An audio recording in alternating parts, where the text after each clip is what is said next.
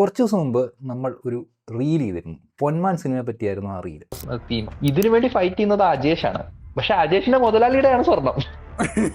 അജേഷിന്റെ മുതലാളി വന്ന് കഷ്ടപ്പെടുന്നു. അജേഷിന്റെ മുതലാളി ഒരു ദിവസം വന്നിട്ട് അജേഷിന് രണ്ടെണ്ണം കൊടുക്കുന്നു, അവന്റെ മൂക്കത്ത് ഇടിക്കുന്നു. റീൽ വന്നതും അതിനെല്ലാം ഫുൾ നെഗറ്റീവ് കമന്റ്സ്. ചില ആളുകൾ പറഞ്ഞത് അജേഷിന്റെ റെസ്പോൺസിബിലിറ്റി തന്നെയല്ലേ, പിന്നെന്തിനാ ഇത് പറയുന്നതെന്ന്.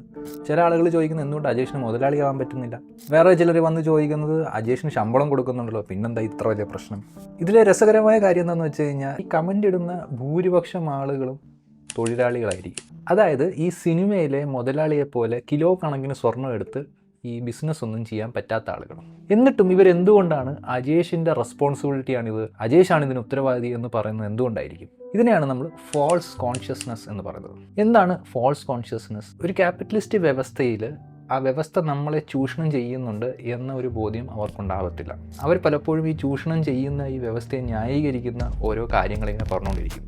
മുതലാളി പാവമാണ്, മുതലാളിക്ക് ഇതിൽ യാതൊരു ബന്ധവും ഇല്ല, നമ്മളാണിത് ചെയ്യേണ്ടത്, നമ്മുടെ ഉത്തരവാദിത്തമില്ല, നമുക്ക് വേറെ ചോയ്സുകളൊക്കെ ചെയ്യാമായിരുന്നല്ലോ എന്ന് നമ്മൾ ഇങ്ങനെ ആശ്വസിച്ചുകൊണ്ടിരിക്കും. നമ്മൾ ചില സ്ത്രീകളെ കണ്ടിട്ടില്ലേ, അതായത് സ്ത്രീകൾക്കധികം സ്വാതന്ത്ര്യമൊന്നും കൊടുക്കാതിരിക്കുന്നതാണ് നല്ലത്, സ്ത്രീകൾ മാന്യ മര്യാദയായിട്ടൊക്കെ നടന്നു കഴിഞ്ഞാൽ പീഡനം നടക്കില്ല എന്ന് പറയുന്ന സ്ത്രീകളെ നമ്മൾ കണ്ടിട്ടുള്ളൂ. അതായത് പേട്രിയാർക്കി സ്ത്രീകൾക്ക് പ്രശ്നങ്ങൾ ഉണ്ടാക്കുന്നുണ്ട് എങ്കിലും പേട്രിയാർക്കിയെ ന്യായീകരിക്കുന്ന സ്ത്രീകൾ നമുക്ക് കാണാൻ പറ്റും. ഏതാണ്ട് അതേമാതിരി തന്നെയാണ് ഈ ഫോൾസ് കോൺഷ്യസ്നസ് വർക്കിംഗ്.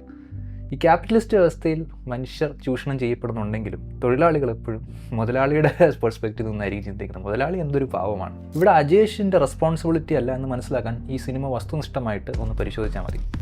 അജേഷിൻ്റെ കയ്യിലുള്ള ഓപ്ഷനുകൾ എന്തൊക്കെയാണ്?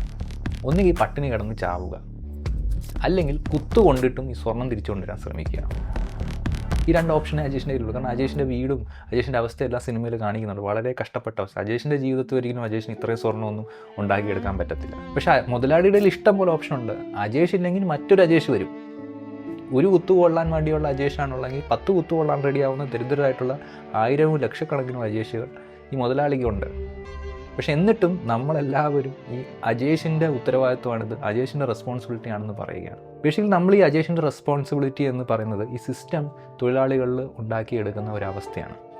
ഞാനിത് ചെയ്യാൻ റെഡി അല്ലെങ്കിൽ എന്നെ റീപ്ലേസ് ചെയ്യാൻ ലക്ഷക്കണക്കിന് ആളുകളുണ്ട്, അതുകൊണ്ട് പട്ടിയെ പോലാണെങ്കിലും കുത്തുകൊണ്ടാണെങ്കിലും ഇത് ഞാൻ ചെയ്യണം എന്ന ബോധ്യം അവരിലെത്തിക്കുകയാണ്. എന്നാൽ ഇത്രയും കുത്തുകൊണ്ടിട്ട് അജേഷിൻ്റെ കാര്യം എന്തെങ്കിലും നടക്കുമോ? അതുമില്ല. ഭൂരിഭാഗം ലാഭം അപ്പോഴും മുതലാളിക്ക് തന്നെ ആയിരിക്കും.